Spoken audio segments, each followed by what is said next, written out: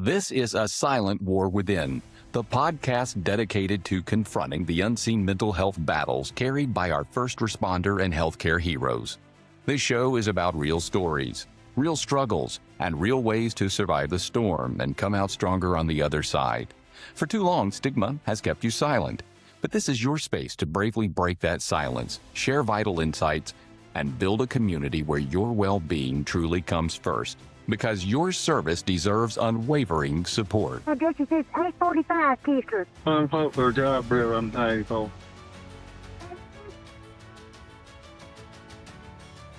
Well, hello again, everybody, and welcome to A Silent War Within. We're happy to have you here today. Unfortunately, Michaela just sent me a text and said she totally forgot that she was supposed to record today. So you just got me. I hate it. You know, she's a lot prettier than I am, so it's easy to look at her. Now. I mean, I hold my own, I guess. Yeah, that's right. But today we have a extremely important and special guest for you, Sgt Jay Dempsey. You saw the video at the start of the podcast. You had a critical incident. What year was that? Because we can tell that video was old, kind of like, well, I'm not going to say it. Come on now. Yeah, we can tell your experience. That's all. Lack of hair should tell you something.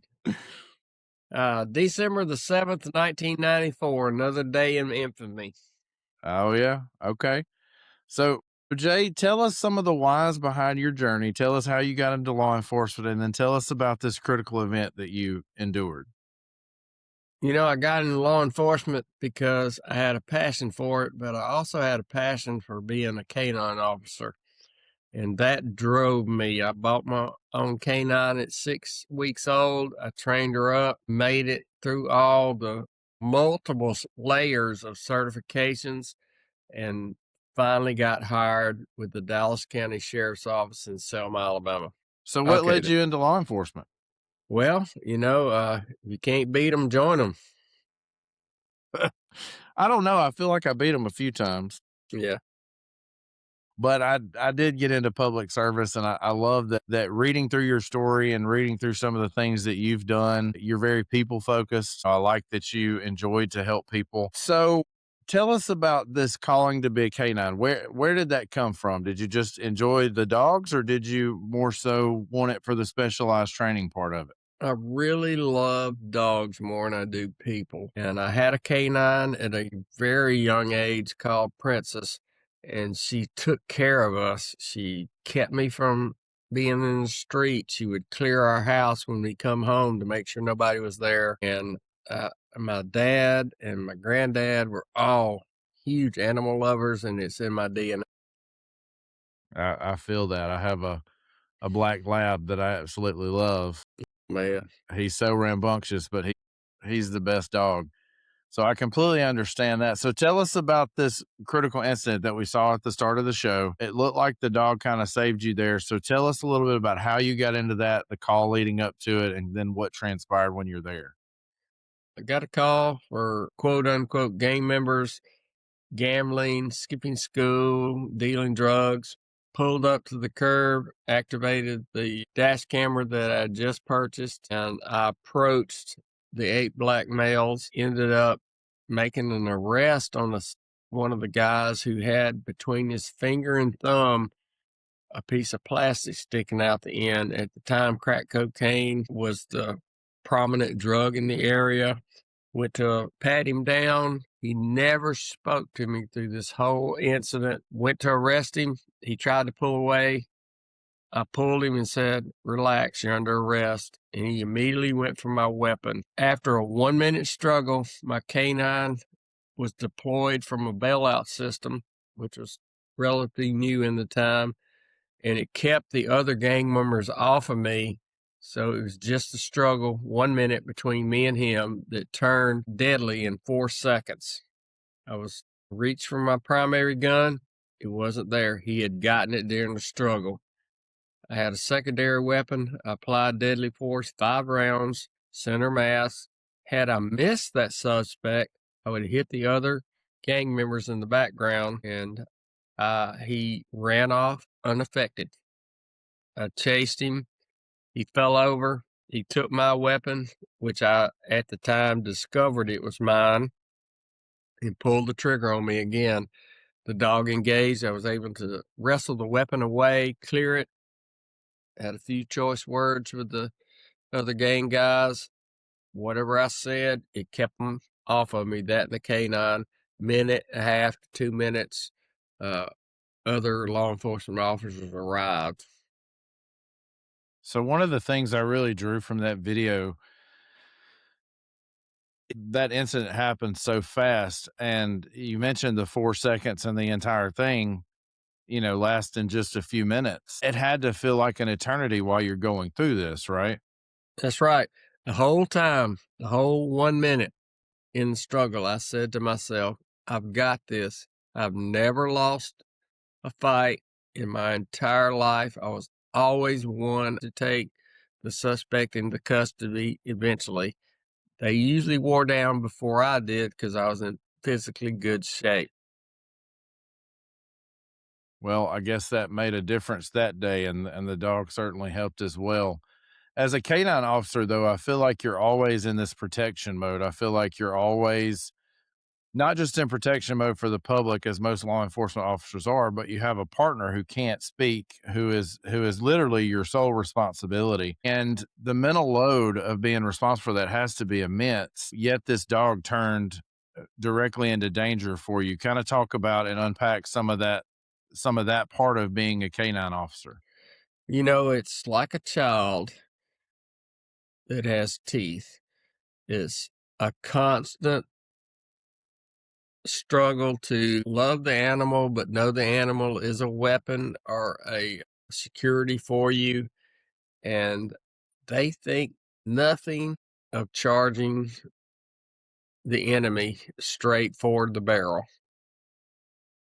And it shows. That video really is something to behold. When watching it, you sent it to me, and I was sitting there, and I was thinking through. There was a particular time. This was in Greenwood, Mississippi, and I think I've shared this story before on the podcast, but I'm not completely sure. I was in Greenwood on an ambulance. We get a call that was literally 10 minutes less than from the police station. It was in an area where a lot of police officers had kind of given up and would not, would just take their time going to kind of the problem solves itself type of mentality. And we get there, we go into this. Well, we don't even get into the house. I get on the porch. My partner, much smaller than me, I've always been a bigger guy. And he lets me walk up first, knock on the door. And this guy, who is probably a little smaller than me, but not by much, walks out and picks me up at near 300 pounds and throws me over his head into the Wow. yard. And at that point, the beating commenced. And if it would not have been for us having a third rider that day, we probably would have lost that fight. We didn't know it at the time, but he was high on PCP. And I just remember afterwards thinking how fast that happened, and watching that video really took me back because it's a very similar set of circumstances, bad part of town, dealing with clientele that's not the best. Um, not to rain on anyone's parade, but there are those out there that are not the best clientele that we deal with on a daily basis. First responders across the board do. And I think in watching that, it just took me back to that moment of, oh no, something bad is happening and there's nothing I can do about it. And it still took the police officers a good amount of time to get there, like I said, because they had taken that mentality that neighborhood was kind of just let it roll and it'll be what it is. So I also wanted to talk about, in watching that, there's a part of that you have to make a split second decision that it's either you or me that's going home that day. And I've talked to other law enforcement officers throughout, not just the podcast, but other law enforcement officers that I'm friends with. And it feels like it would be a really heavy burden to know that you might have to take someone's life at some point. Kind of talk about the decision that was made in that split second and how that felt afterwards. Well, when he got my weapon, I began to see a weapon appear out the corner of my eye, and I thought, your brain starts processing, okay, where did that come from? I must admit that missed that in the pat down. I had no idea he had mine. And I was thinking, he's fixing to take my life, and things slowed down. I could see an image of my wife and child sitting on the front porch of her kindergarten days. And I thought, I'll never see them again. And somebody else is going to walk her down the aisle. And it infuriated me. And I got up, second winded. My lungs were spent. My heart rate was exceeding what it should have been. I could see the pulse in my eyes. I could hear my breathing. And I looked down the front sight, what it was drilled in us in the academy, front sight trigger press, and I began to fire. After I fired the rounds, he turned what I thought to be unaffected, and I thought I'd missed. I could see the other 6 or 7 guys standing behind him. I was like, wow, if I missed him, where did the other rounds go? It was a really bad feeling. Yeah. So I guess from my knowledge, because I know some cops, but not well enough to know their usual daily pack out. Is it normal to carry a secondary weapon for police officers?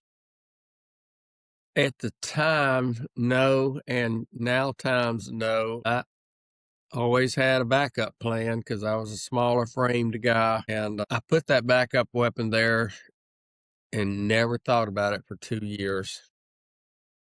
And for some reason, during my training and in my experience, my brain was able to process, hey, you need to go to here or you're going to die. Wow, that's got to be a very heavy feeling to know that this is the moment that I might not go home. But also, I think there's a lot that happens after that. I spoke with an officer just a few weeks ago that was involved in a critical incident, and he was on the show, and his name's Adam Myers. He had a critical incident and is a public speaker now that goes around talking about his critical incident. And you do kind of the same thing, but you and I have been texting back and forth for the past couple days, and one of the things you mentioned, and I live my life this way too, we're kind of open books, anything you want to know. So what was the aftermath of taking a life? Like, how did the department respond? Did your peers come to your aid, or was it more of a ghosting situation where they're just not present? And then how was that mental load after that? How did you respond to that on a personal level? Well, the long original video shows a couple guys walked over and said, "How you doing?" But they didn't tell me how I was doing. They went over and saw the body, they saw the wounds, and of course, the crowd is chanting, "He shot him in the back 5 times." As the crowd got larger, more law enforcement showed up, and they set me in the front seat of my car, and I could see everything going on. I was like, why is no one talking to me? Well, at the end of the day, they didn't really know what to ask. They saw a dead body. They heard the crowd. They all they could do was go with the assumption. They weren't aware that I had purchased a video camera and placed it on my dash. Did that video save you from any type of issues down the line from litigation or, uh, department policy violations or things like that? Of course, Selma, Alabama, the home of the 1965 racial marches, they came out in full force after me. Even after seeing the video, they still marched and rioted and burned. And it didn't matter what they saw. They were making a moment or trying to make a moment. The grand jury, first grand jury voted 9-9. In the state of Alabama, you have to have 12 to indict or 12 to let go or not indict. And they voted straight down the color of their skin. Months and months and months and months later, with a good attorney who pressured the district attorney, they finally voted 12-6, 12 to not indict. It took me about a year to get back to work. Hmm. I want everybody listening to kind of hone in on something he just said that I think people don't pay attention to enough. Like, yes, you can keep yourself safe either from a law enforcement officer standpoint or even a homeowner standpoint and different things. I'm part of, I'm a concealed carry member and have been for years. It's something that I pride myself on. I'm part of the USCCA, which kind of takes care of some of that for you. But I want everybody to kind of hone in on something he said. This is not a one and done type of thing. Like, this was a long trek for you, right? That's correct. And this is the same thing if a homeowner shoots someone. I've seen this from my own personal experience. Not that I've ever done this, but I've had family that was in this situation. Once you take a life, there is more behind that. There is the trying to figure out whether to indict. There's likely some time where you're going to possibly sit at a police station, even a jail cell. Like, there is an investigation that happens into this. And I'm sure that happened with you, correct? That's correct, buddy. I was raked across the cold. I was called in to the with the Alabama Bureau of Investigations and a local investigator, and I read my rights, and I was like, "He tried to kill me. Why are you reading my rights?" Right. Yeah, that is wild. That is wild. But that's something I never really thought of until I really started investing in myself and investing in some of my knowledge about concealed carry and what happens when you have to use your weapon, and then starting this podcast and getting to talk to different law enforcement officers. There's so much more behind it when you have any type of physical altercation, whether it be you taking a life or pulling your gun. Like, there's just so much to that, and I think that's something people don't understand. So after the incident, did you struggle with post-traumatic stress? Did you struggle with the addiction? Did you struggle with any of those things that we typically hear? That's right. Slowly but surely, ad- addiction started creeping in.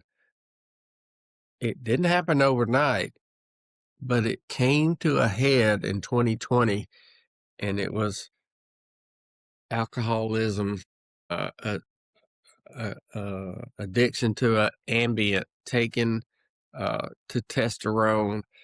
It went down the line to pornography, to affairs, anything to take it off my mind, I would do it.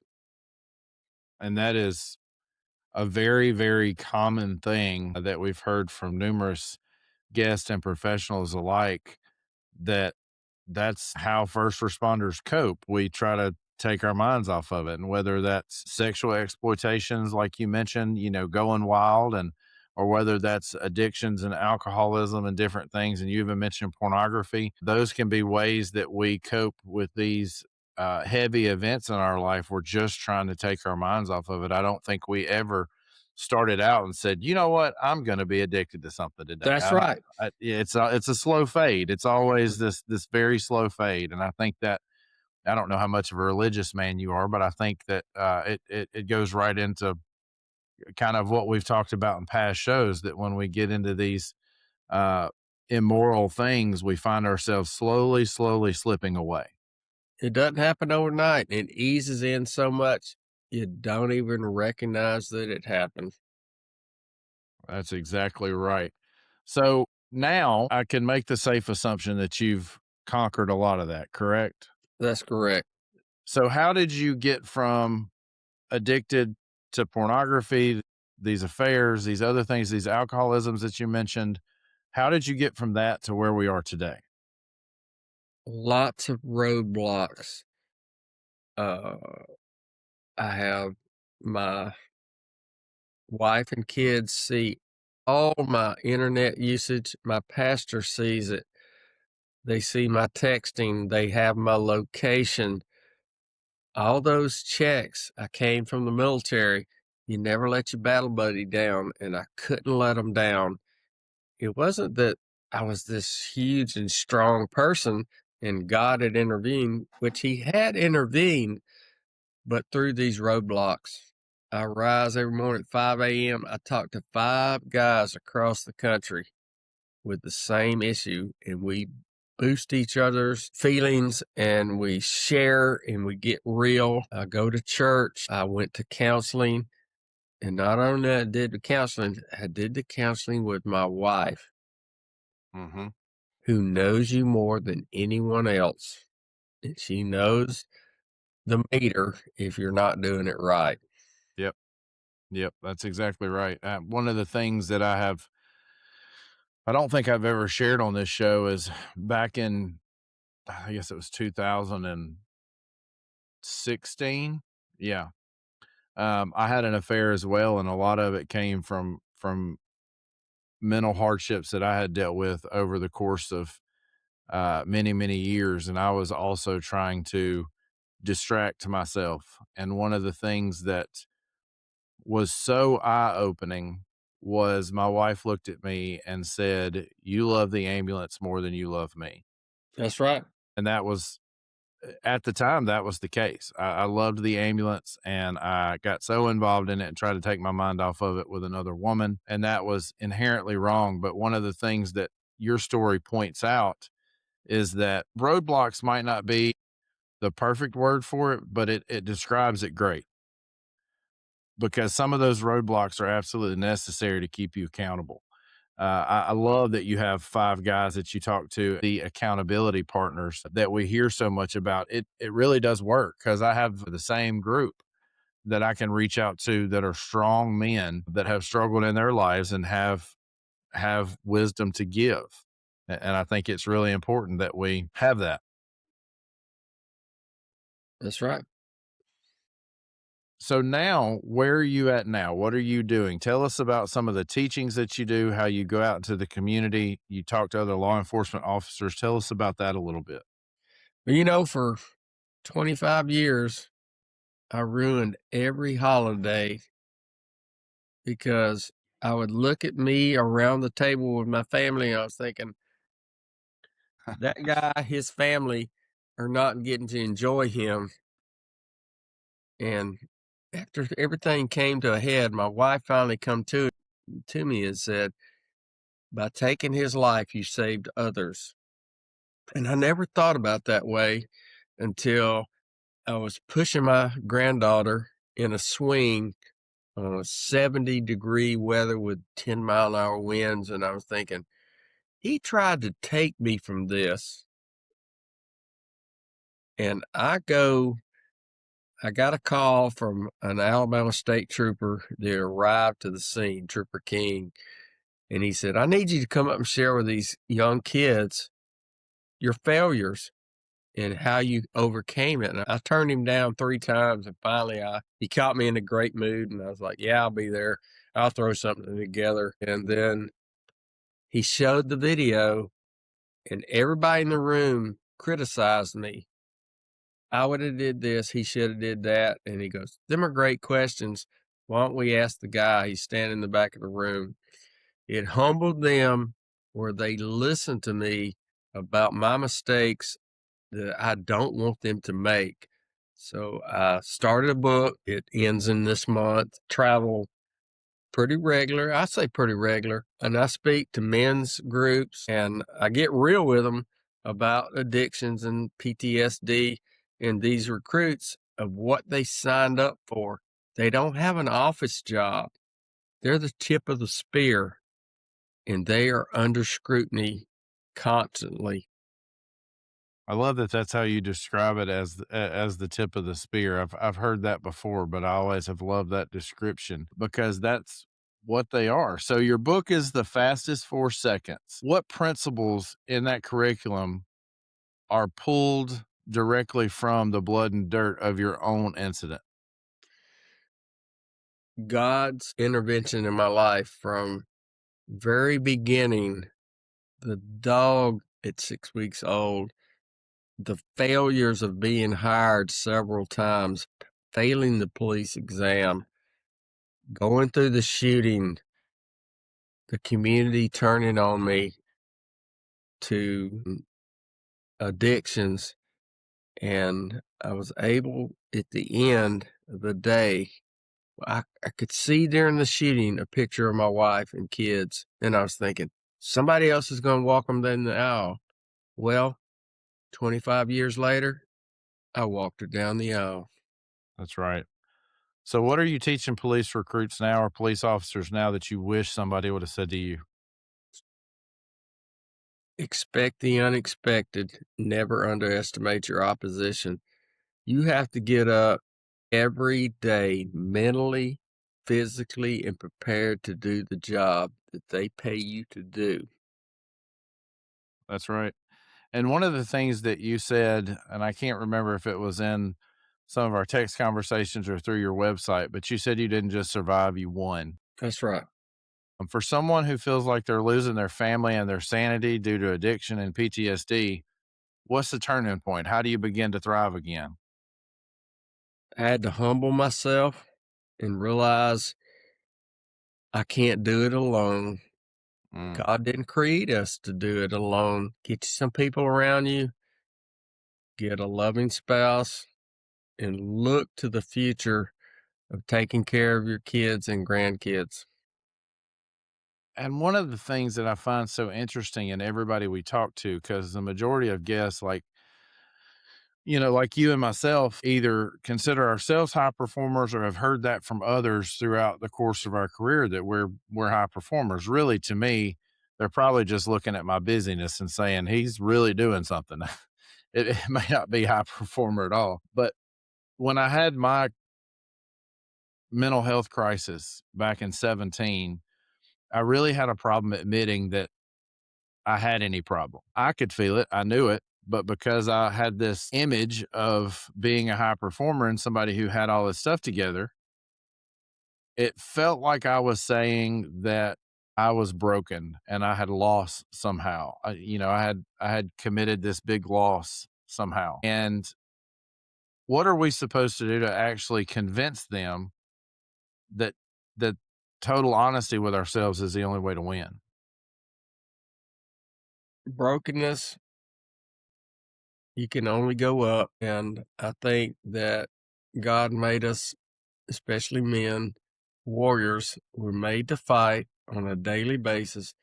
Get your butt up, listen to the Bible, read the Bible, contact some friends, have some honest conversations with your spouse, and you'd be surprised how God will bless you.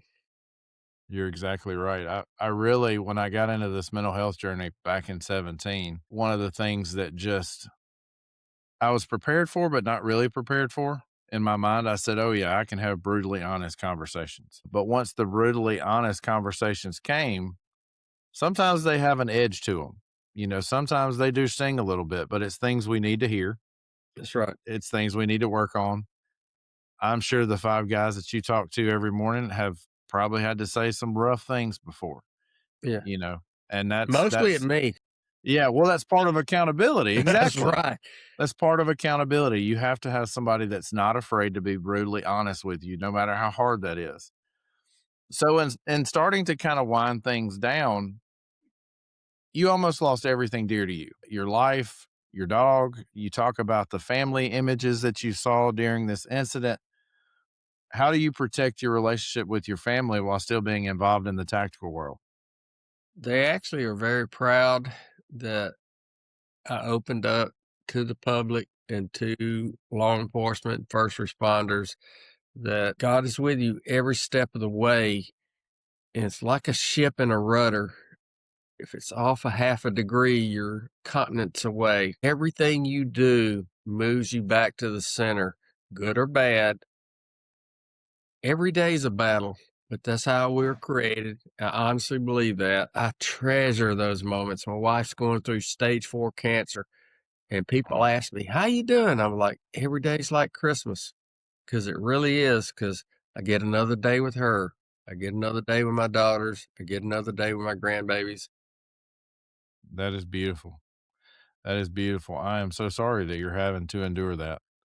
That is hard. We've been through it as well. Jay, for any officer that might be listening to this and is self medicating to keep the 4 seconds from playing on a loop, what's your message to them? I got help through a Christian counselor, and he challenged me every week of something to accomplish. And it took me some time to realize that this guy tried to take all that away from me.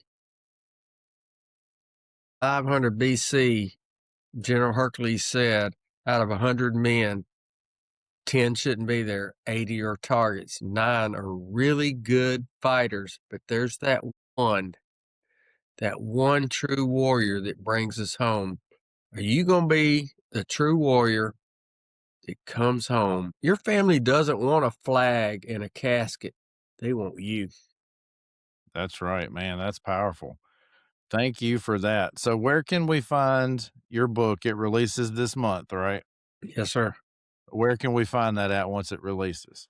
Fastest4seconds.com. Fastest4seconds.com.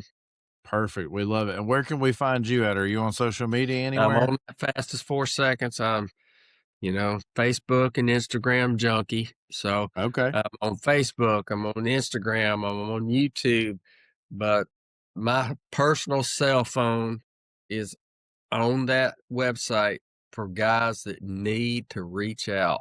I'm here for you. Same on our website. Well, Jay, thank you so much for being open and honest with us and talking about something that I'm sure still brings up bad memories. I'm glad you could walk through that with us and just share with us and tell us about your resolve and how tough you've been. I'm appreciative for guys like you that have paved the way for younger guys and younger officers that are doing it now. Thank you for going out and speaking. Thank you for being a voice to the law enforcement community. And guys, as always, you can find us on all the social media platforms: TikTok, Facebook, Instagram, YouTube. We're in all those places. You can go to our website, asilentwarwithin.com. Like Jay said, our number is listed there, and you can always reach out. We do peer support every week. It's the favorite part of doing this, just to be able to have somebody reach out and just need somebody to talk to, need somebody to listen. That's what we're here for. Jay, thank you again. I love the time frame of this episode. I think you've shared some fantastic insight, and just thank you for being with us, man. It's been great. May God bless your podcast, and may God bless America.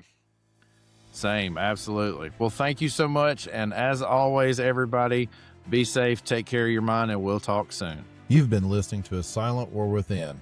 If this episode resonated, please subscribe, leave a review, and share with someone who needs to hear it. Remember, you're not alone and your well-being matters. It's time to end this silent war.